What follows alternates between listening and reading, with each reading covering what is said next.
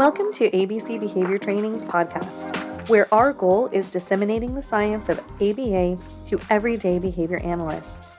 If you are part of our membership group, the Behavior Crew, then you are getting priority access to this episode along with free CEU'S for starter and pro level members. If you're not a member, stop what you're doing right now. Head over to abcbehaviortx.com and sign up by clicking on the tab Join the Crew. There is an option that is 100% free forever that gets you priority access to our podcasts, free resources and editable worksheets, participation in our monthly Q&A meetings, access to our private Facebook group, and more. If you decide to become a paying member, you get all of that, plus assessment and supervision resources, monthly themed therapy materials, and free access to up to 5 CEU'S per month, which are approved under both the BACB and the QABA. So go check it out, and remember, if there's anything you'd like to hear about or any specific resources you're looking for, please reach out to me via the Contact Me page at abcbehaviortx.com. Hey guys, this is Melissa with ABC Behavior Training, bringing you our second episode for the Behavior Crew podcast. Today we're going to be interviewing Dr. Todd Ward and talking about his decision to let his BCBA expire and how he is utilizing his knowledge of behavioral science in other areas outside the box of typical ABA. If you've not heard of Todd but have been a BCBA for a few years, you've probably heard of his very successful blog, bsci21.org, which unfortunately is no longer active. But he was the president and founder of BCBA-D Media, which included his website providing articles and resources not only about behavior analysis in clinical settings, but in all aspects of life. He also worked as a BCBA in clinical, home, and residential programs, and was a director of the Behavior Analysis online program at the University of North Texas. I'm really excited to share this interview with you, so let's go ahead and get started. Yeah, so just getting started, I know your experience, like as you've been working as a BCBA, has kind of been in a lot of different areas. You've had clinical positions, worked at a university, owned BCBA-D. So tell me a little bit about what that has looked like for you, your kind of path through the field of ABA. All right. Well, first I'll say I think what the field looked like when I first got into it versus now is completely different. It's hardly recognizable, I think. But in the early 2000s, actually when I was a senior undergraduate student at Stephen F. Austin State University in Nacogdoches, which is in East Texas, I was taking an undergraduate class. The class was called Behavior Modification. They use Martin and Pear's textbook. But also he was one of my first mentors. His name's Dr. Ray Eastman. And he was actually a clinical psychologist with a heavy behavioral perspective on things. And so, he was like he was like a psychotherapist, and he taught this class on behaviorism, and he had us read 2 books at the undergraduate level, 2 Skinner books, which was about behaviorism and Beyond Freedom and Dignity, and we would have to write weekly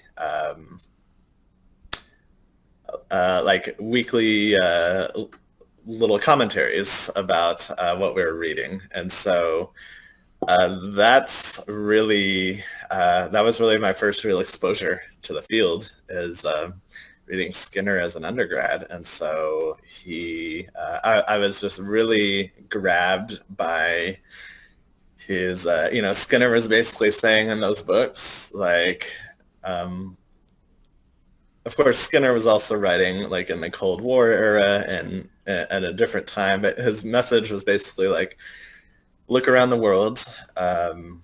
Pretty much every problem we have is related to human behavior in some way, and its solutions are in some way tied to human behavior. And so why can't a science of behavior help provide solutions?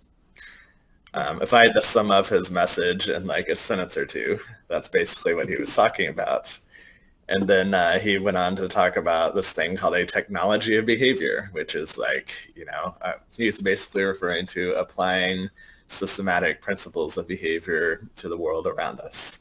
And then as I got into it a little bit more, I came to find he has kind of a well-known passage towards the end of his first book, Behavior of Organisms, in the 30s, and he's basically calling on all of us to extrapolate at will the principles of behavior to the world around us. And this is way back in the 1930s. And so for those of you that don't know, that book was basically summarizing a lot of his early animal research. And, he wasn't really studying animals to become an expert in animal behavior or to develop a science of lever pressing or kepex. Yeah. Those were convenient ways to look at behavioral processes and principles which kind of underlie all of that. Mm-hmm. And then he was like, we'll take these principles and extrapolate them to the world at will. You should be able to find examples everywhere is basically what he was saying. And so I really took that to heart. I think that's kind of the mission, sort of a mission statement almost of what today we call behavior analysis or ABA. Back then it wasn't called that. So yeah, that's kind of how I got started, and that got me hooked. And then at SFA, I started doing a few different types of research. I got involved in relational frame theory research there really early, using RFT to teach college students trigonometry more effectively, which got published in JABA in 2006. And then, long story short, I ended up at University of Nevada, Reno, where I eventually got my Ph.D. My dissertation was related. I kind of had most of my focus was related to social issues and sustainability and things, but also tied into behavioral systems analysis with Ramona Homenfar, who was my advisor, and OBM. And then ACT was also blended up in all of that too. And so my dissertation is part of a line of research we were doing using ACT not in clinical settings, but in more organizational types of settings. And so we were doing a series of research projects. My dissertation was one of them, in which we developed these brief online ACT modules that were like 1 or 2 hours long. All of them had values clarification pieces, and then depending on what we were doing, we would add other things to it. And so basically my dissertation was utilizing that as the main intervention, and we were looking at team communication and problem solving and figuring out, how can we facilitate team communication and problem solving to be more effective and reach goals and things like that. That's awesome. Basically. So like kind of a lot of the first work that started going into RFT, because obviously that and ACT is huge now. So yeah, well, I wouldn't say the first work. I mean, ACT research started in the 80s, and then organizational work in ACT started, I think, in 2000 by Frank Bond. So I'll definitely not claim to be among the first, but some early work then. Yes, that's definitely always been a part of my background and education and training. And so my dissertation happened. I graduated with my PhD in 2013. So that to give you a time frame. Yeah. There. So like 9 years ago now. Mm-hmm. So where did you kind of go after that, as far as like different things you've done as a BCBA after graduating? Yes, so the BCBA. So I had zero interest in becoming a BCBA. That was not at all on my radar. My initial job goals were to become a professor and do research. And I was always heavily interested in theory and philosophy as well. That really grabbed me early on too. Mm-hmm. And But during the time, so I was at Reno between 2006 and 2013, and I noticed, we would see jobs come up, job announcements a lot, and started noticing this thing called the BCBA started becoming more prevalent in jobs and even the academic jobs.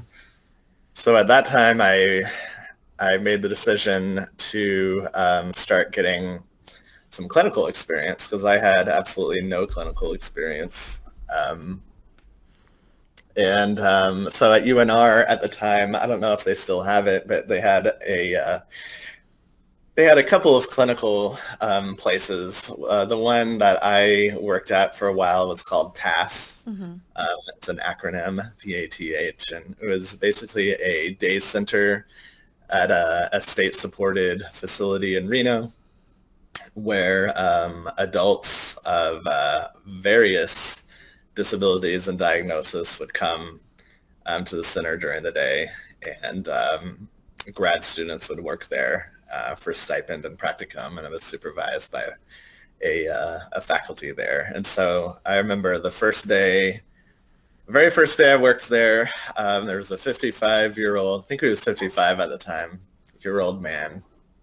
I forgot exactly what his diagnoses were. It definitely wasn't just autism. It was lots of different things. And I remember the first day we had I think it was a fire drill, and so we all had to go outside on the front yard, and I witnessed 55-year-old man stripped naked in front of me and sit in the grass. So that was my introduction to clinical behavior analysis. They started you on the perfect day, right? Like fire drills are never easy. Yeah, Just exactly. throw you in there. But through working there for a while, I came to enjoy it. There's a lot of rewarding things about clinical work. It is rewarding to see people make progress. And later on, when I was doing in-home ABA, it is rewarding to see, I've made a few moms cry before in a good way when they would see, through a few little simple things we can do, like how quickly you can get their child to do something differently, depending on what the skill is, of course. But some parents are just completely moved by that and will come to tears. So there's definitely a lot of rewarding aspects to that work. But yeah, all of my clinical experience through grad school was with adults. Yeah. And so I quickly learned, adults are very different than kids, and they can definitely be aggressive. And, I got really good at withstanding being kicked and whatnot and putting that on extinction. You get a whole new set of skills. Yes. And all of those things. I think one client threw a TV once, and I was working at a residential provider after the day center for a while, so we would go around, and they had probably about 10 regular houses in the community at that time, and they were staffed by frontline people, and each house probably had 3 or 4 adults living in it. And this was really before the RBT caught on, so there weren't RBTs, I don't think, at that time. Yeah. And so this was 2009-ish, and one guy tried to set his bed on fire inside of the house. I remember we had a client elope to a truck stop and get into a questionable situation there. All sorts of things would happen. And then after my later clinical work, a few years later, after graduating and after leaving UNT, I started working with little kids. I was also fostering kids. My wife at the time and we fostered 5 babies across 4 years. So working with little kids clinically is much different than adults. So, very different. Yeah. So then after I graduated, I got a job at University of North Texas. I directed their online BCBA program for a couple of years. And it was really eye-opening getting to see what a university is like on the back end, Mm-hmm. very bureaucratic.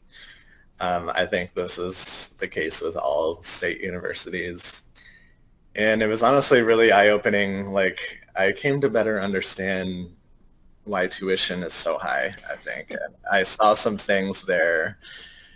And the specific example I'm thinking of isn't even related to the behavior analysis department there. I just saw how much money, I remember it was like a department, like several departments or a college came together for some big meeting one day, and some higher up dean was saying how they spent all this money across 6 months to have a committee to like revise a survey, and they changed like a question or two. Oh, And, goodness. but it was so logistically and financially like taxing. Like the whole thing was just, frankly, it was not a thriving Oh. workplace. Um, and there were honestly some weird dynamics in the department at the time as well. Mm-hmm. um, I won't get into some heavy details there, but there was a very strange dynamic there between the online program at the time and the rest of the department, and I Mm-hmm. kind of found myself wondering what the hell I walked into. Basically. Um, so anyway, I decided to leave. I felt my position there actually wasn't even needed or probably even wanted at the time. Um, but while I was there, I established practicum positions for grad students that didn't exist. That's So I was awesome. able to turn that online program because I was managing like probably 10 people. A few of them were computer programmers Mm-hmm. and instructional designers. So we created research opportunities in instructional design. And at that time, I was really interested in there's a behavioral approach to marketing out there called the behavioral perspective model of marketing. Some behavior analysts, particularly in the UK, are interested in that. So I think it's been published, uh, some work in GOBM, among others. So I was pretty interested in that for a while, and I created several research projects using Facebook. And I remember submitting the IRB proposals to that. And they said, because we're basically using that model to figure out how to better promote the online program Mm-hmm. through Facebook ads and posts and memes. And the data we were analyzing, for those of you that have Facebook pages, Facebook, at least at that time, would give you you could export two kinds of spreadsheets that would give you a ton of data about how people are interacting with your posts. And all of that data was already de-identified. So there was no way to personally identify Facebook users. And so for that reason, I was totally surprised, but the IRB was like, you don't need IRB approval for this. You can just Oh, go ahead and do it. And I was just do like, it anyways. what? So that was pretty awesome. And um, a few grad students of mine I was working with at the time presented that data at, I think it was Texava, actually. That was probably around 2014 or so. Mm-hmm. And so they had a lot of fun with it. That's really cool. I feel like so much of my job now is marketing, running an online Yeah. company, and yeah, there's so much like behavioral that can go into that to make it more effective. So that's awesome that you had that opportunity to set those things up there, even though the university position wasn't maybe as you had hoped initially. So Right. Yeah, I mean, marketing is all, and I've had sales jobs. I was self-employed for a long time. I'm kind of working back to that now, and you are too. I think marketing and sales is all about the pairing process, I think is huge in building rapport and all of that. And the process of, I think motivating operations are definitely there. So when you're talking to a business, let's say, and you want a business to come on as a future client, you're kind of probing what are their needs, what are their pain points, what are their motivating operations, and how can you help with that? So Yeah, behavior analysis is all enmeshed in that. Everyone. absolutely. So when in this process did you start BSci 21? So I started an early version of it when I was working on my dissertation in Reno, so 2012, 2013 period. It looked a lot different than it looked in later years when it was called BSci 21 eventually. But I originally started a website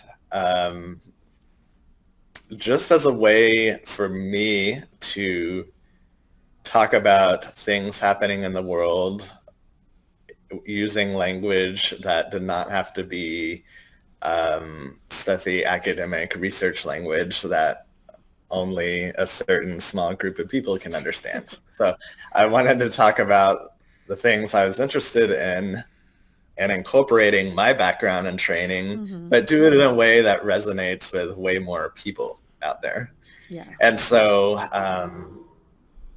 once I graduated and got my university job, that site kind of died down for a while. And then a year or two after, I decided to pick it back up and kind of reinvent it. And that's when it became BSci 21, which stands for Behavioral Science in the 21st Century.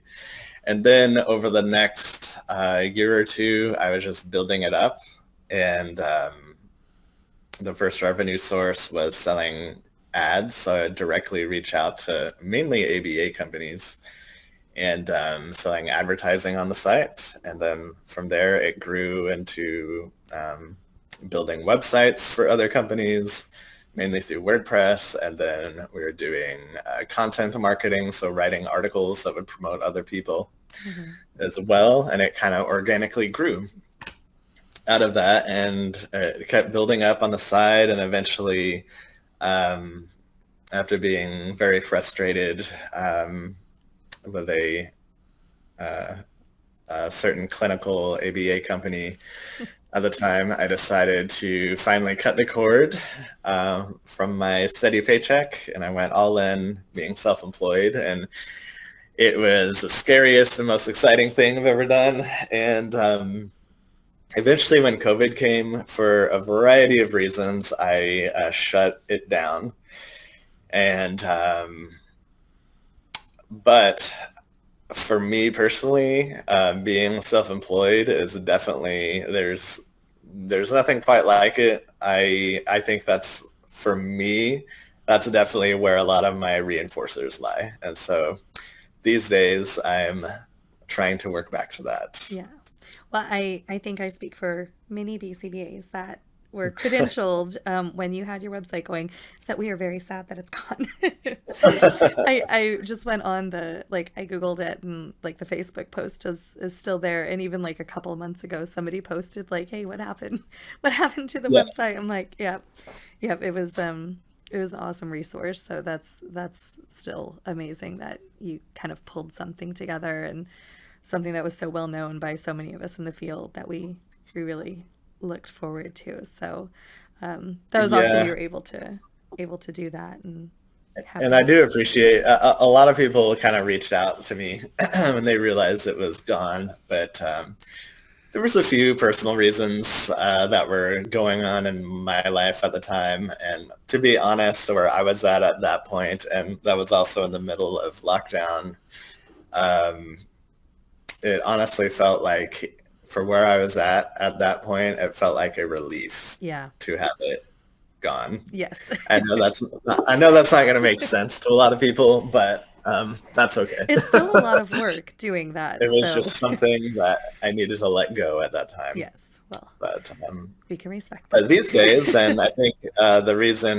one reason anyway, you reached out to me was because of I've kind of reinvented a writing outlet. So I'm Hmm. writing for Medium now, which, if any of you out there are listening and you're into writing, Medium, and I'm not affiliated with Medium, I'm not getting any kickbacks or anything, but it is a extremely large community of writers that support each other, and they have a very high Google ranking, and it's relatively easy if you put in a little effort and consistency to actually start making money writing That's on awesome. Medium.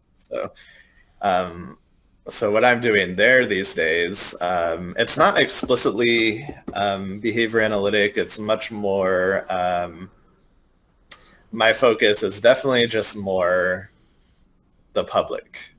A lot of times I will incorporate some behavioral stuff in there. Sometimes I won't. Sometimes it's much more implicit.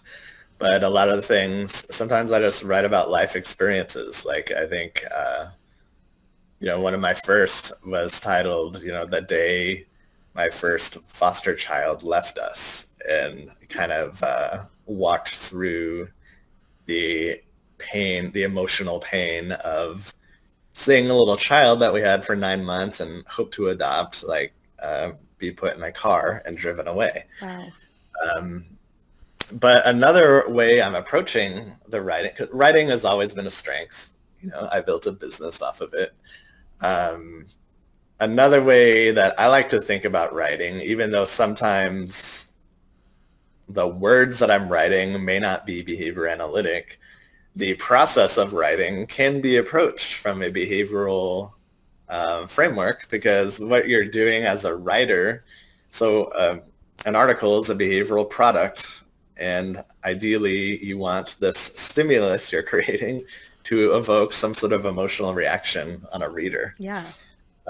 So you're creating this complex stimulus that you hope will resonate with an audience. And so, that's a one message I was trying to get through in my Texaba talk a few months ago. And a message that I have for anyone listening today is like, I feel like these days a lot of folks are missing there's like a bigger picture out there. So like something like writing an article or writing a novel, it doesn't matter what the topic is, but you can utilize your behavioral training to approach the entire process from a behavioral way, Yeah. even though there may not be anything that looks like you may be writing a romance novel. Like it doesn't matter, but the process, you can utilize your behavioral knowledge to create an engaging piece of art. So I foresee a lot of supervisees now going to their supervisors asking, does this count as my unrestricted hours? But you're yeah, right. I mean, there's so much more to it than kind of like this very, very big area that we work on of, insurance reimbursable activities. And that's kind of, a big area that I like talking about too, because there is so much more to it. So and that was kind of one of your big things through B-Side 21 that I really liked, is like it wasn't all, clinical ABA related stuff. It was I think I wrote an article for you about like superstition and like the behavioral aspects of yeah. that. And there's so much more to behavioral science than just that one little area that we're in. Right. And, the clinical work is definitely needed and important. So I'm definitely not saying that. But Yeah. I have seen, when I first got into it, although the BCBA existed technically, it wasn't that big of a deal. But I've seen over almost 20 years, there was a group of people 20 years ago getting into the field because they wanted to kind of like save the world.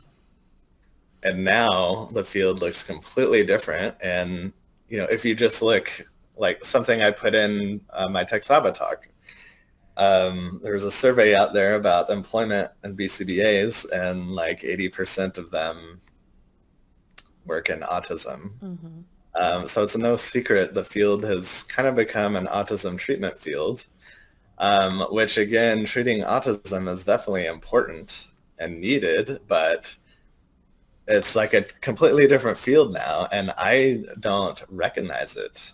Like it's very, I personally feel kind of alienated, and I feel a lot of people who never had clinical interests kind of feel alienated from this thing that has become ABA, which is we're basically an autism field now. Yeah. I mean, I became a BCBA in 2015 and I went to Florida Institute of Technology, and I feel like their whole program was set up around the science of behavior. It wasn't like this is how you treat kids with autism, and one of my very first classes, that's what they talked about is like Skinner's vision of how to save the world with Yeah. ABA. And I feel like, you know, even not coming in like 20 years ago, that was something that was really impressed upon me, like, oh wow, we can make such a difference in this field. And you're right, like even once I started working in the field, but even more so now recently, it just kind of, it's like we're just therapists and that's all we're doing. Like, how do you Yeah. kind of I see think that there's for the a future of our field? Yeah, so I think there's a wall. It's almost like a wall. I don't know how to. I using this metaphor as a brick wall. Like you go to school. Like from my own personal experience, I think a lot of people feel the same way. But you go to school, you learn about all this stuff. Sounds like you did as well. And then you're faced with getting a job, Hmm. and the Yeah. jobs don't at all match up what the schooling is about. And so the title of my Texava talk directly address that. I named it on expanding the job market to match the diversity of the field. So, a lot of us, thankfully, well, I should say I have met a lot of people that don't ever contact Skinner. So that's definitely happening. But also for a lot of us, we learn about all these diverse things in the science, but then it's time to get a job and like you can basically do one thing. Hmm. And so there's a gap, there's a disconnect there. And I feel like through my own experiences, and sounds like yours as well, I think there is I think you can, look at the field as a whole and you can identify skill deficits. Yeah. And I think a lot of them relate to jobs and creating jobs and just thinking about jobs and thinking about how we even think about ourselves, what a behavior analyst even is in the first Hmm. place. So, one of my main, I have my Texava talk pulled up here, and one of my main points at the beginning was I think we need to shake up our verbal constructions about who we are and what behavior analysis is. We have few formal training paths to other jobs, so we have to find the courage and safety to pave the way to our own jobs. And that can take a few different, that could look a few different ways. But one of my main points in my Texaba talk is that I wanted to give my audience a few tools to find that courage and safety to go out and try other things, basically. That is not, um, it can be working in autism if Hmm. you're passionate about that, but it doesn't have to be that. And I feel like a lot of people um, are very frustrated these days. And, it's no secret that burnout is a big issue. And I have my slides here. Yeah. And there's a whole company now called DeFi, Yeah. and that whole company exists to manage clinical burnout and behavior analysts. They did a survey in 2022. It's still going, I think. It's called the Behavior Analyst Burnout Assessment and Benchmark Report. And I have a few screenshots from that. But one of their questions was, do you avoid overcommitment to work responsibilities? And which is phrased a little weird, I think. But it basically showed, looking at the data, over 60% feel that they're overcommitted in their job as a behavior analyst. And, another one said over time, one can become disconnected from this type of work. And like 70% agreed with that. And so I could go on a little bit, but, if you just Google burnout and ABA or burnout and BCBAs or RBTs, like there is a ton of stuff out there. So it's no secret at all that this is a huge problem. And people I know personally, I know several people personally in the ABA field, and they are feeling the effects of burnout and kind of disillusionment. I think a lot of people feel an unethical push towards getting all the billable hours you can as possible, even if that burns you out as a Yeah. person and degrades quality. Especially as you have those big companies now that are not ran by BCBAs and they're ran by investors or, somebody that bought up multiple companies and, I feel like the mission and like the values are not really aligned with what we as a field want to be doing and want to be following as far as, having that balance and not overcommitting. But yes, I agree. I mean, I was there too, working in the clinical field where it can be a lot of burnout, and I see a lot of Facebook posts of people looking to switch fields or like what else can I do with this, because we remember our education as far as you can do so many different things and OBM and all of this. What is some advice you have for people that are kind of feeling that burnout and looking for other things to do? Because, like, yes, you kind of do have to forge your own path, but it's also terrifying to do that sometimes, Yeah, especially if you're going like in a completely, different direction, and that field might not even know what a BCBA is, but we have the skills to that's be able to actually a do good point, and I it. have a lot to say about Yeah. that. And the short answer is, I think, well, let me back up. So so when COVID came and lockdown happened, the whole world got weird. Yeah. And that was also the year that I shut down B-Side 21. And I did a few different things for the rest of the year. But when 2021 rolled around, January, I just started browsing job boards, and I realized it can be a very empowering and liberating thing just to get on a job board and see what's out there. Hmm. And so in my Texaba talk, one of the things I talked about towards the end is more practical solutions and things. So I kind of described there's these four routes or four vehicles I sort of discussed. So one is, if we're talking about ways forward, employment, obviously, or getting a job. Another route is entrepreneurship or starting a business. And then two ways to approach those two things is either a topographical or functional way. So you can focus on, getting a job that quote unquote looks like ABA. Hmm. And that might be a job that requires a BCBA credential. Or it could be lots of other jobs where, like I made the mistake once of applying to a job. It was a sales job.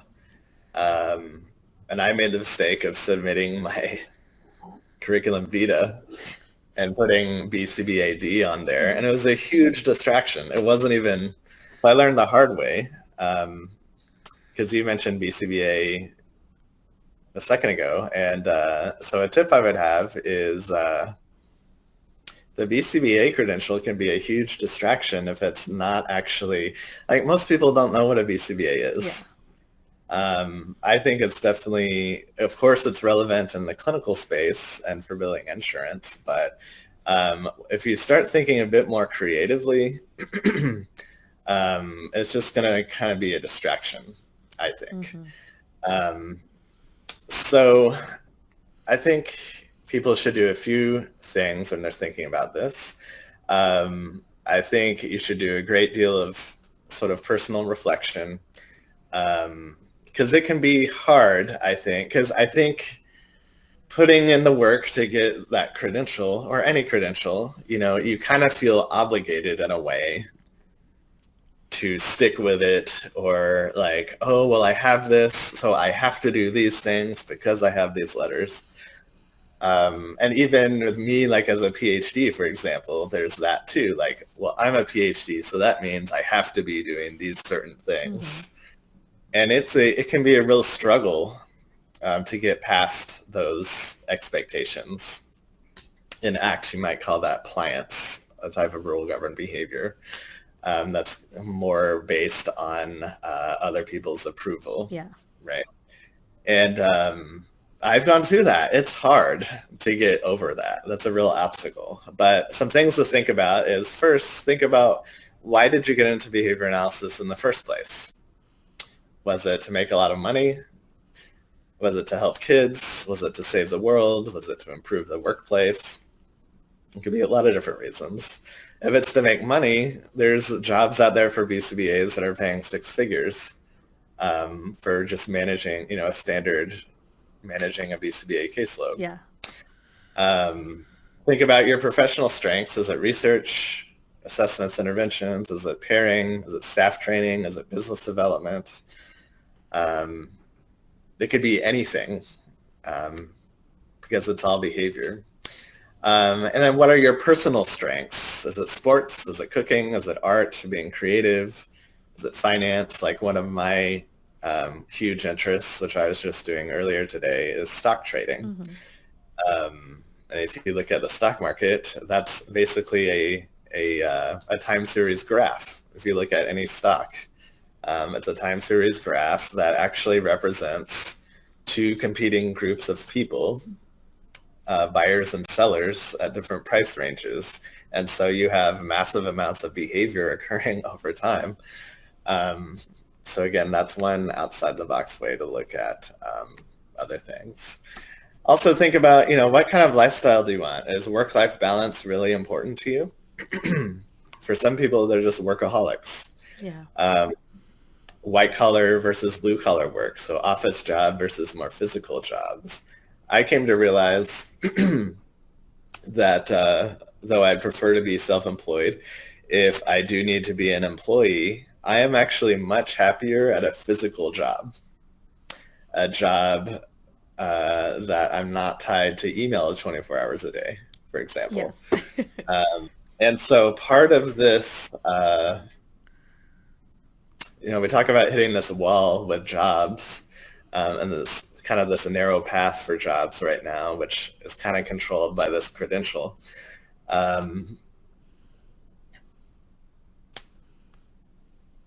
Part of going out on your own and rethinking, if you notice the way I'm kind of talking about behavior analysis, it's more like, I think of behavior analysis more as a worldview, and I think that's how Skinner saw it.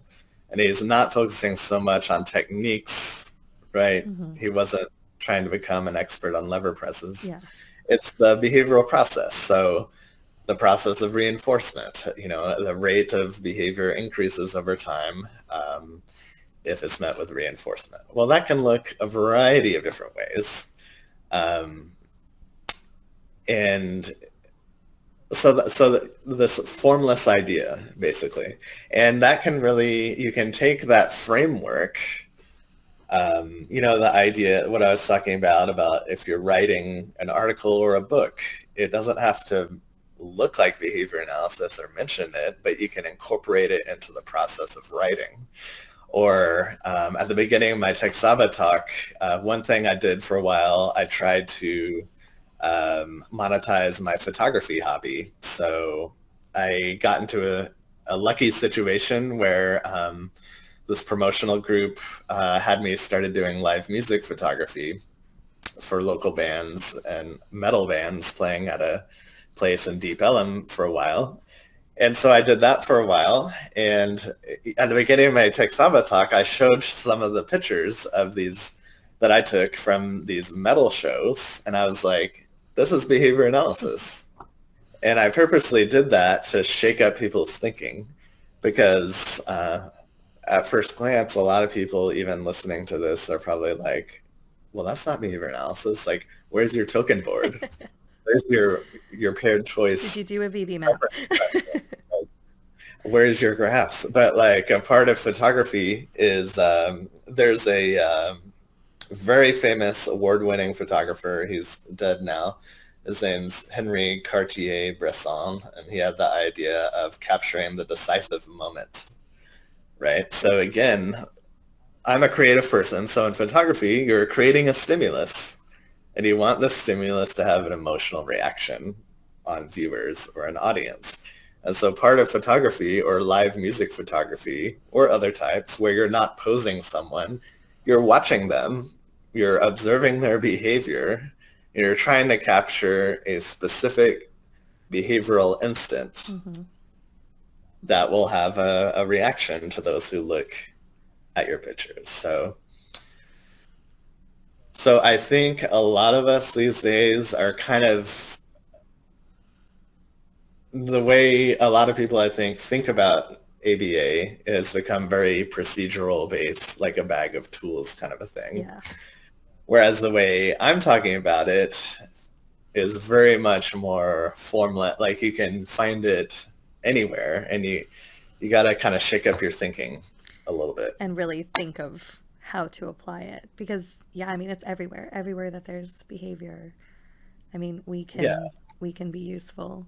And yes, there's a lot of people that I feel get into it and that it's very therapy based and that's what they want to do and that's awesome because it is so needed. Like you said, but yeah, I mean, we can really work in so many different areas. So you recently let your BCBA expire, I yeah, know, which, you know, even before this talk, before we started, I was like, you know, that's so surprising. Like the guy who owned BSI 21 and like did all this, who's a BCBA, let his BCBA expire. But I mean, it sounds like it wasn't as big of a deal because it's not like you're not doing ABA. It's not like you're not following behavior sciences. You're just applying it in a right. different way.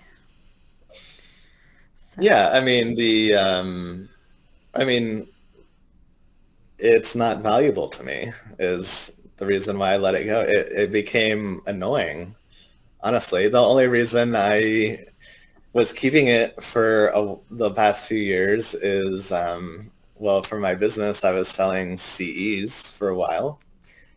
And, but really like eventually, once I discovered that there's a million jobs out there that you can get that don't require the BCBA, but you can still bring your experience to bear on it, sort of under the hood, even. It doesn't have to be in everyone's face. That's a very liberating thing to discover.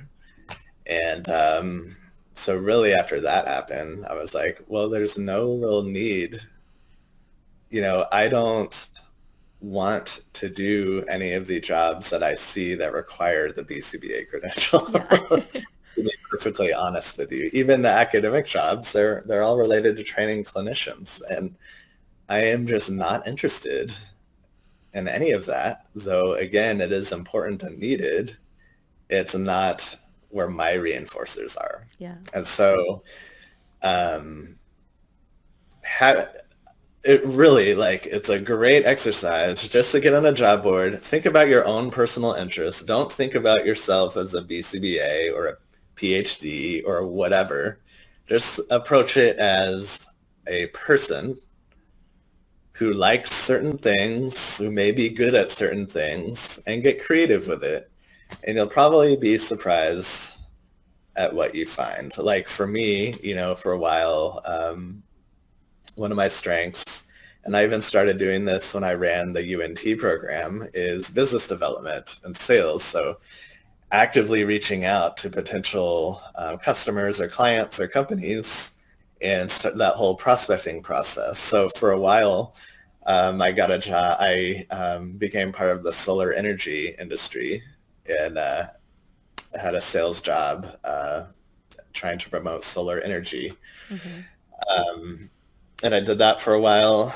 Of course, they don't know what a BCBA is, and it doesn't even matter that they don't know. But as a person with a behavioral background, I can bring that to bear on that process because, again, the whole process of reaching out to people and assessing their needs and their situation and their pain points, in, that would relate more to like their energy costs, for example, and then seeing if you can help meet those needs or motivating operations. Like, it's all behavior analysis. Yeah.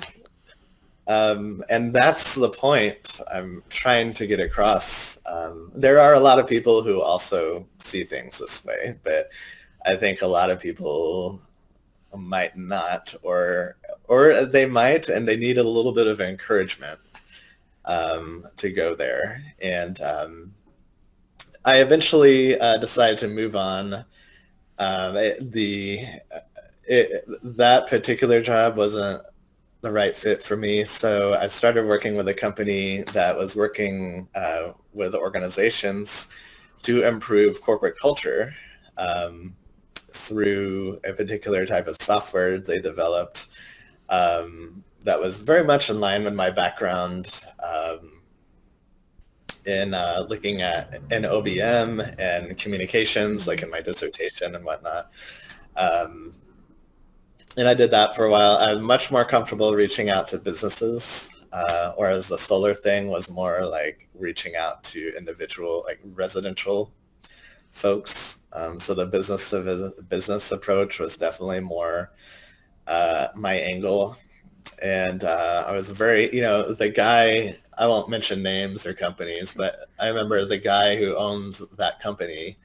He is in no way a behavior analyst, but he and I could literally talk for a couple of hours about organizations and work processes and how to make them more effective and how to make people feel safe communicating what's going on in an organization. And he doesn't have to be a behavior analyst, and I don't have to talk like a behavior analyst. And we can still connect and like find a whole lot of common ground, and I don't have to use super technical language. And so if you approach things that way, it can be very liberating, and you come to realize that the BCBA credential has certain uses. It is definitely useful for certain things, but you don't need it. Yeah, for a lot of that.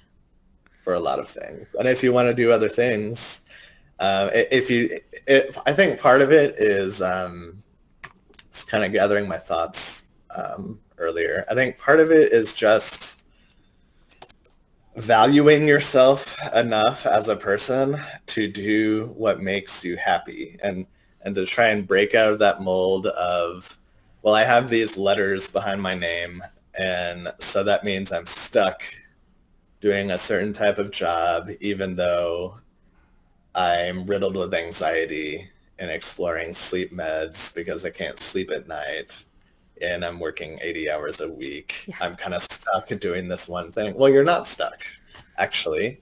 And if you go through this process of clarifying for yourself, like, what actually makes you happy? What do you value? Value yourself enough to take care of your own well-being and mental state. And literally, I mean, I like Indeed.com. It's just my favorite job board. Just get on a job board. Look at what's out there. Type in different things. Like, I have my Ph.D. on paper says psychology, not behavior analysis, even though it was the Reno behavior analysis program. My master's is in psychology. My bachelor's is in psychology. I could search psychology, or I could combine it, in my case, like psychology and writing. There's a whole lot of writing jobs out there that are related to psychology. Yeah. And there's like all sorts of stuff. Like, I like sales, for example. There's all sorts of jobs out there related to sales and psychology, or sales and writing. Like, you can create all these different possibilities for yourself. So these days I'm focused on my writing through Medium. That is starting to become one revenue source. I am also, I've been trading, actually when I became self-employed, several years ago, I started, because when you're self-employed, retirement accounts become an issue. Yeah. So I created an IRA for myself and started trading my own retirement account. So I've always been heavily interested in trading. I've written articles about it. And so now these days, I'm sort of in a training program of sorts that focuses on day trading Yeah. specifically, and which I think is super fun and interesting, and it's a lot of work. Um, but for me, it makes me happy. And as a behavior analyst, I have no problem tying in behavioral principles to that because, again, you're looking at data. This is like a within subjects graph, and you're watching. You can think of it as, a bar chart, prices. You're watching ranges. You're watching people's behavior, Yeah. essentially, except the behavior is buying and selling. And those buyers and sellers are responding to different stimuli out there. So I'm doing that. And also right now, I told myself I'm going to be a little vulnerable, I guess, for a second, because this is something I had to get over, this idea that, oh, if I'm a PhD, I have to do certain things. But I realized that if ideally I want to be completely self-employed, and be like a digital nomad and work from anywhere. Yeah. But I realize if I have to be an employee, I don't want it to be an office job. I want it to be a more physical type of job. And so there's all these jobs out there you can get that are like that hardly require any even education to begin with. So a safety job I have, which I've really come to love actually, is working mainly at nights at an upscale restaurant Mm-hmm. here in Uptown as a server at night. And to be honest with you, if you just drop all those mental categories, it's one of the most enjoyable jobs I've ever had. And the team, what I like about it the most is the team dynamic. I've never experienced such a cohesive team of people before. And you get great benefits in retirement, and the pay is, this will surprise people, like almost the same as like doing I clinical can MBA. totally believe that. I can definitely Um, believe that. and so Skinner wrote an article that relates to this. It's called "What's Wrong with Daily Life in the Western World," I think it was. I think it was that one. And he talks about work and the workplace and the products of our labor and a lot of our jobs. If you just think about the stereotypical office jobs, one of his points was that a lot of us are disconnected from the fruits of our labor. It's like you have these indirect acting contingencies. But in a job like working at a restaurant, everything is very immediate and very direct. Yes. All the contingencies that are happening there. And for me, it's not for everyone, but I like that a lot. And the whole process of, I approach it like a sales job, and you're interacting with people directly. The pairing process is right there. It's involved when you're greeting a customer, let's say, and you have certain things that you're trying to sell, specials and whatnot, or drinks, and it's all about pairing, motivating operations, connecting, building that rapport. Mm-hmm. So again, behavior analysis is there too. And I'll chime in from time to time to upper management about work process issues that I see with my OBM background. Mm-hmm. I'm like, hey, I think maybe we can do this better. Or have you heard of the performance diagnostic checklist? Or things like that. So once you kind of get over some mental barriers, or I'll say language, self-imposed verbal barriers that we have or society imposes, you kind of free up the way you think about things, start browsing a job board with an open mind, dropping these categories. Like a lot of it is kind of liberating.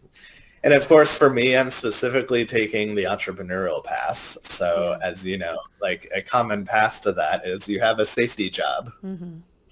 and then that allows you to work on other things and build them up. So that's what I'm doing. But honestly, I have great work-life balance. I'm not tied to email all the time. Like I am if I take an honest look at myself, I'm happier than I've been in a while. So And I think that's hard for so many people to really do while dropping all those constructs that we build up about ourselves and about those four words, four letters after our names. So I think that's amazing, and hopefully this can help other people kind of get I to hope there so too. too. But actually doing it is Yeah, difficult. yeah, So, and like I said, for me, excuse me, especially getting past those expectations again. Well, I'm a Ph.D. I'm a BCBA, whatever. Um, that can be very tough. yeah. So it's not easy, but oh, I think there's tornado sirens going off right Yeah. now. I don't know if you can hear that. Yes. I think they're testing them out right now, Yes. but I'm in the same city. We've got no tornado, so but yes, yeah, they just.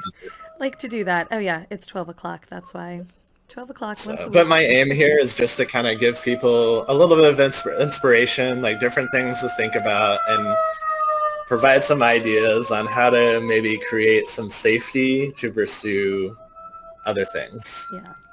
Well, it's nice having seen you go through all that process and seeing how happy you are as well and satisfied in what you're doing. So hopefully that'll give people kind of the push to, if you're unhappy doing what you're doing, or if you really do want to take that leap and look outside of kind of this box that we've put ourselves in, that we can do it and continue utilizing behavioral principles in really anything that we do. So yeah, well, thank you so much for talking with me today. I really appreciate it. And No problem. yeah, thank you so much. All right. Thanks for having All me. right, thanks. Bye.